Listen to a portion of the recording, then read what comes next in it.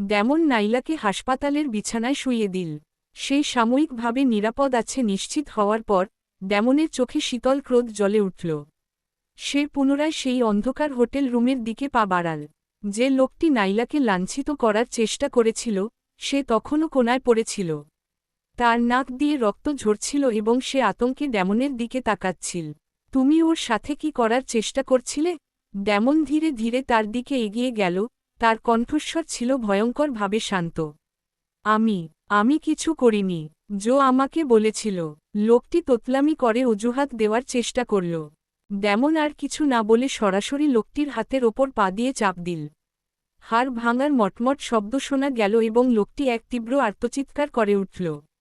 এই হাত দিয়ে ওকে স্পর্শ করেছিলে? ড্যামন ধীরে ধীরে চাপ বাড়াতে লাগল। যেহেতু হাত ব্যবহার করতে তোমার এত পছন্দ, তাই এগুলো আর তোমার প্রয়োজন নেই। আমাকে ছেড়ে দিন। দয়া করে মাফ করে দিন।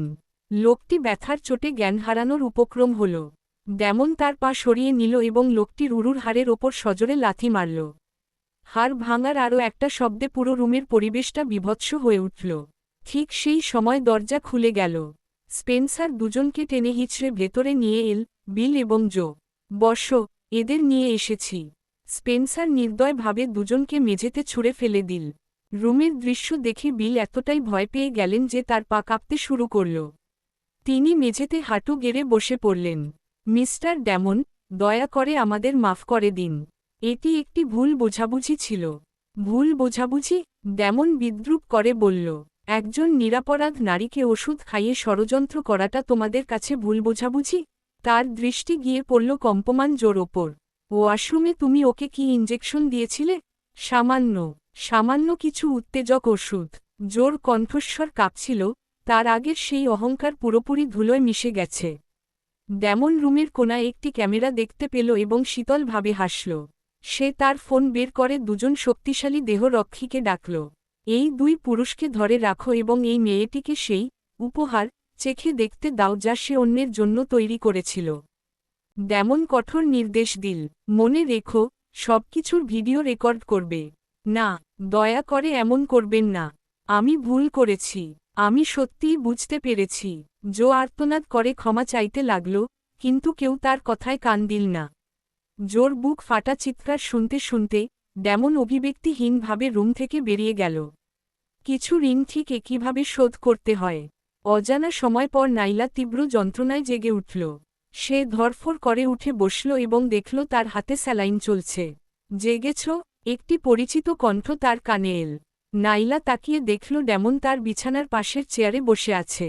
তার শার্টটি কুঁচকানো, বোঝা যাচ্ছিল সে দীর্ঘক্ষণ ধরে এখানেই ছিল।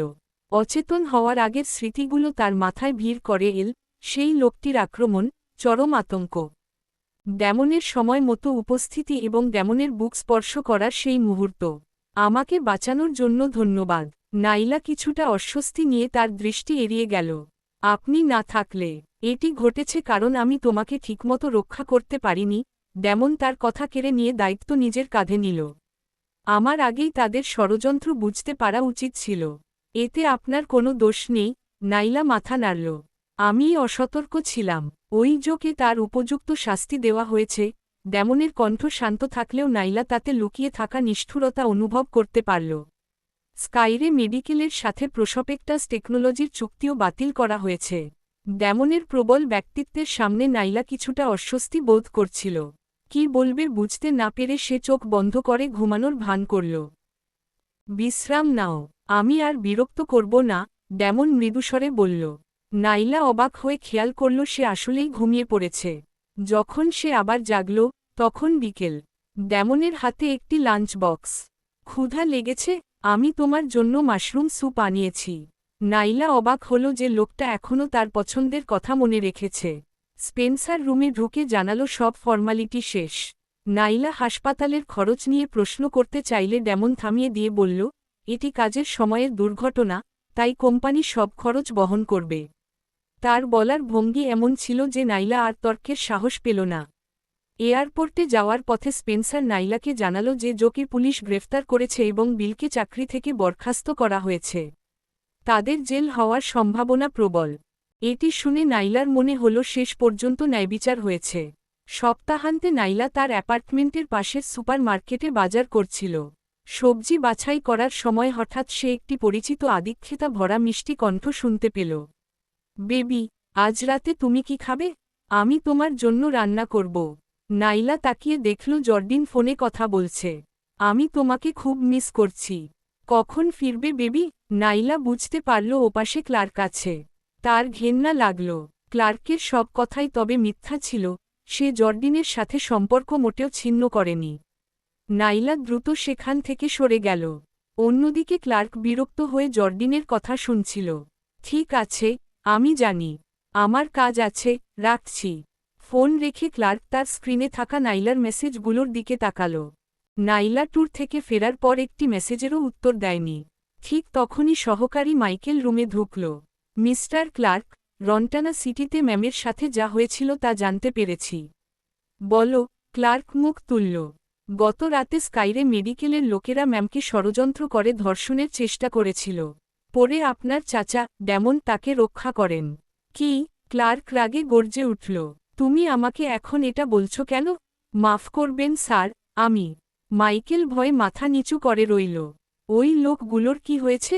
ক্লার্কের কণ্ঠ যেন নরক থেকে উঠে এল। আপনার চাচা ব্যবস্থা নিয়েছেন।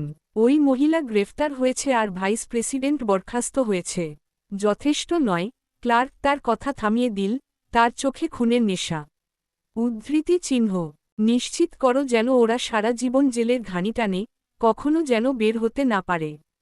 ক্লার্ককে এত ক্ষিপ্ত হতে মাইকেল আগে কখনো দেখেনি। এরপর ক্লার্ক তৎক্ষণাৎ নাইলার কাছে যাওয়ার সিদ্ধান্ত নিল। সে দেখতে চায় নাইলা কেমন আছে এবং কেন সে তার মেসেজের উত্তর দিচ্ছে না। নাইলার বাসার নিচে পৌঁছাতেই সে দেখল নাইলা বাজার করে ফিরছে। নাইলা! সে দ্রুত তার দিকে এগিয়ে গেল। ক্লার্ককে দেখে নাইলার মুখ কঠিন হয়ে গেল। সে তাকে এড়িয়ে সিঁড়ির দিকে যেতে চাইল। নাইলা, কি হয়েছে? তুমি কি এখনও ট্যুর নিয়ে রেগে আছো? রন্টানায় তোমার সাথে যা হয়েছে আমি সব জানি। তুমি আমাকে কেন বলনি? নাইলা তাচ্ছিল্যের হাসি হাসল। ক্লার্ক, তুমি কি ভেবেছিলে আমি ট্যুরে গেছি বলে তোমাদের নোংরামি জানতে পারব না? ক্লার্কের মুখ ফ্যাকাশে হয়ে গেল। তুমি কি বলছ? জর্ডিনের সাথে তো আমি সব। বাজে কথা বন্ধ করো। নাইলা তাকে থামিয়ে দিল। আজই আমি সুপার মার্কেটে জর্ডিনকে তোমার সাথে ফোনে কথা বলতে শুনেছি। সে তোমাকে জিজ্ঞেস করছিল রাতে কি খাবে। যদি সম্পর্ক ছিন্নই হয়ে থাকে, তবে সে কেন তোমাকে ফোন করবে? আমাকে বোকা ভাবা বন্ধ করো। নাইলার কথা শুনে ক্লার্ক স্বস্তির এক বিশাল নিঃশ্বাস ফেলল। যতক্ষণ না সে জর্ডিনের সাথে ক্লার্কের অফিসে কাটানো সময়ের কথা জানতে পারছে, ততক্ষণ সব ঠিক আছে। সে তৎক্ষণাৎ তার মুখে এক কৃত্রিম অপরাধ বোধের ছাপ ফুটিয়ে তুলল, তার কণ্ঠস্বরে ঝরে পড়ল নির্দোষিতা। নাইলা, তুমি ভুল বুঝেছ। আমি জর্ডিনকে অনেক আগেই ব্লক করে দিয়েছি। সে নিশ্চয়ই অন্য কোনো নম্বর ব্যবহার করে আমার সাথে যোগাযোগ করার চেষ্টা করছে। ক্লার্ক নির্লজ্জের মতো মিথ্যা বলে চলল। তার অভিব্যক্তি ছিল একজন অন্যায় স্বীকার করা শিশুর মতো আন্তরিক। আমি মোটেও তার সাথে ডিনারে যেতে রাজি হইনি। এমনকি আমি তার মেসেজের উত্তরও দেইনি। তোমার আমাকে বিশ্বাস করা উচিত। নাইলা মনে মনে চরম ঘৃণা অনুভব করল যে একটা মানুষ এত অবলীলায় মিথ্যা বলতে পারে। এই লোকটির মুখ এক ফোঁটা লাল হল না, এমনকি হৃদস্পন্দনও বাড়ল না, যেন সে যা বলছে সব সত্যি। কিন্তু গোপনে প্রমাণ সংগ্রহের পরিকল্পনাটি সফল করতে নাইলা অনিচ্ছা সত্ত্বেও কিছুটা নমনীয়তা দেখাল। হয়তো আমি ভুল বুঝেছি, নাইলা দায়সারা ভাবে বলল। নাইলার নরম মনোভাব দেখে ক্লার্ক আরও এক ধাপ এগিয়ে তার ব্যবসায়িক সফরের প্রসঙ্গটি তুলল। প্রসঙ্গক্রমে, রন্টানা সিটিতে তোমার সাথে যা হয়েছে সেজন্য আমি সত্যিই খুব অপরাধ বোধ করছি। ক্লার্ক উদ্বেগের ভান করল। আমি ইতিমধ্যেই তোমার নিরাপত্তার জন্য লোক ঠিক করেছি। এমনটা আর কখনো ঘটবে না। এই কপট কথাগুলো নাইলাকে পুরোপুরি ক্ষিপ্ত করে তুলল। সে জানত এই তথাকথিত নিরাপত্তা আসলে এক ধরনের নজরদারি, যাতে ড্যামনের সাথে তার প্রতিটি পদক্ষেপের ওপর নজর রাখা যায়। এসব বলতে তোমার লজ্জা লাগছে না? নাইলা শীতল হাসি দিয়ে প্রশ্ন করল। যখন আমি অজ্ঞান হয়ে পড়েছিলাম আর আমাকে লাঞ্ছিত করার চেষ্টা করা হচ্ছিল, তখন কোথায় ছিল তোমার সেই নিরাপত্তা রক্ষীরা? তার চোখ রাগে জ্বলছিল। যদি ড্যামন ঠিক সময়ে না পৌঁছাতো, তবে আজ হয়তো তুমি আমার লাশ দেখতে পেতে। তোমার লোকেরা কি আসলেই আমাকে রক্ষা করছে, নাকি আমার ওপর নজরদারি করছে? ক্লার্ক তার প্রশ্নে বাকরুদ্ধ হয়ে গেল, তার মুখ কালো হয়ে এল। আর শোনো, নাইলা চাপ প্রয়োগ করতে থাকল, আমি যখন বিপদে ছিলাম তখন তুমি কি করছিলে? তুমি কি জর্ডিনের সাথেই ছিলে? নাইলা, তুমি। ক্লার্ক ব্যাখ্যা দিতে চাইল, কিন্তু নাইলা তাকে সুযোগ দিল না। অবশেষে ক্লার্ক তার আসল উদ্দেশ্য প্রকাশ করল। যাই হোক, আমি আশা করি ভবিষ্যতে তুমি ড্যামনের থেকে দূরত্ব বজায় রাখবে। তার কণ্ঠস্বরে আদেশের সুর ছিল। তার সাথে তোমার যোগাযোগ এখন বড্ড বেড়ে গেছে। এটা আমাদের দাম্পত্যের জন্য ভালো নয়। নাইলার কাছে বিষয়টি অদ্ভুত এবং হাস্যকর মনে হল। সে ব্যঙ্গাত্মক দৃষ্টিতে ক্লার্কের দিকে তাকাল। কি, তুমি ড্যামনের মুখোমুখি হওয়ার সাহস পাও না, তাই এখন আমার ওপর হুকুম চালাচ্ছ? এর সাথে সাহসের কোনো সম্পর্ক নেই। ক্লার্ক যুক্তি দেওয়ার চেষ্টা করল। একজন ভুক্তভোগীকে দোষারোপ করার সাথে এর তফাতে কি? নাইলা তাকে মাঝপথে থামিয়ে দিল। কাজের জায়গায় আমি বিপদে পড়েছিলাম এবং একজন সহকর্মী আমাকে বাঁচিয়েছেন। এখন তুমি চাইছ আমি আমার রক্ষাকর্তার থেকেই দূরে থাকি? ক্লার্ক, তোমার যুক্তি সত্যিই প্রশংসনীয়। সে দরজার দিকে ঘুরে দাঁড়িয়ে হাঁটা শুরু করল। আমি ক্লান্ত। তুমি বাড়ি যাও। এই ধরনের অযৌক্তিক দাবি নিয়ে আর কখনো আসবে না। নাইলা। ক্লার্ক পেছনে পেছনে যেতে চাইল। বের হও, নাইলা কঠোরভাবে বলল। এখনই। নাইলার অনর মনোভাব দেখে ক্লার্ক অনিচ্ছা সত্ত্বেও সেখান থেকে চলে যেতে বাধ্য হল। সপ্তাহান্ত দ্রুত কেটে গেল। সোমবার যখন নাইলা অফিসে ফিরল, সে দেখল লুইসিয়া, যাকে সাময়িক বরখাস্ত করা হয়েছিল, সেও ফিরে এসেছে। তবে লুইসিয়া আগের সেই অহংকার ছেড়ে একদম শান্ত হয়ে গেছে। নাইলাকে দেখে সে শুধু মাথা নেড়ে অভিবাদন জানাল, আগের মতো ইচ্ছা করে ঝামেলা করল না।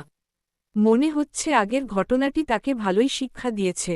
সন্ধ্যায় নাইলা তার বন্ধু ভ্যালারি সাথে শহরের কেন্দ্রে একটি রেস্তোরাঁয় ডিনার করতে গেল। সেখানে গিয়ে সে দেখল ভ্যালারির পাশে একজন কলেজ ছাত্র বসে আছে, যে দেখতে তাদের চেয়ে কয়েক বছরের ছোট। নাইলা, এসো, পরিচয় করিয়ে দেই। ভ্যালারি গর্বের সাথে ছেলেটির হাত ধরল। এ হলো আমার নতুন boyfriend Kevin. Hello Naila, Kevin নম্রভাবে অভিবাদন জানাল। তার মুখে তখনও ছাত্রদের সেই সারল্য লেগেছিল। বন্ধুর এত দ্রুত সিদ্ধান্তে নাইলা অবাক হল। তার মনে পড়ল কিছুদিন আগেই তো ভ্যালারির সাথে টমের বিচ্ছেদ হয়েছে। তোমরা দুজন? নাইলা বিস্তারিত জানতে চাইছিল। ঠিক তখনই একটি কর্কশ কণ্ঠ তাদের কথায় বাধা দিল। ভ্যালারি, এসবের মানে কি? নাইলা পেছনে ফিরে দেখল ভ্যালারির প্রাক্তন বয়ফ্রেন্ড টম অন্য একটি টেবিলে এক মহিলার সাথে বসে আছে। নাইলার মনে পড়ল ওই মহিলার নাম জ্যাকুলিন, টমের বাল্যবন্ধু, যার কারণেই আসলে ভ্যালারি আর টমের বিচ্ছেদ হয়েছিল। টম রাগে কেভিনের দিকে আঙুল তুলে প্রশ্ন করল, একে? তার অভিব্যক্তি ছিল একজন প্রতারিত প্রেমিকের মতো, তার চোখে ঈর্ষা জ্বলছিল। ভ্যালারি তার দিকে এক পলক তাকিয়ে নির্বিকারভাবে বলল, এর সাথে তোমার কোনো সম্পর্ক নেই বলেই মনে হয়। সম্পর্ক নেই মানে কি? টমের গলার স্বর চড়ে গেল, যা চারপাশের অতিথিদের নজর কাড়ল। টম, জ্যাকুলিন আলতো করে তার হাতা টেনে মনে করিয়ে দিল, ডিরেক্টর জনসন এবং বাকিরা আমাদের জন্য অপেক্ষা করছেন। গুরুত্বপূর্ণ ডিনার দেরি করো না। একথা শুনে টম প্রচণ্ড রাগে ফুঁসতে থাকলেও নিজের মেজাজ নিয়ন্ত্রণ করল। সে কেভিনের দিকে একবার কড়া চোখে তাকিয়ে সেখান থেকে চলে গেল। খাবার টেবিলে এক অদ্ভুত নীরবতা নেমে এল। কেভিন আগের ঘটনায় বেশ ভয় পেয়ে গিয়েছিল এবং সে কথা খুব কম বলছিল। ডিনার শেষে কেভিন যখন ওয়াশরুমে গেল, ভ্যালারি নাইলাকে বুঝিয়ে বলল, আসলে কেভিন পাশের বাসার একটা ছেলে, মাত্র কলেজে উঠেছে। আমি ইচ্ছে করেই ওকে এখানে নিয়ে এসেছি যাতে টম বুঝতে পারে আমি বেশ ভালো আছি।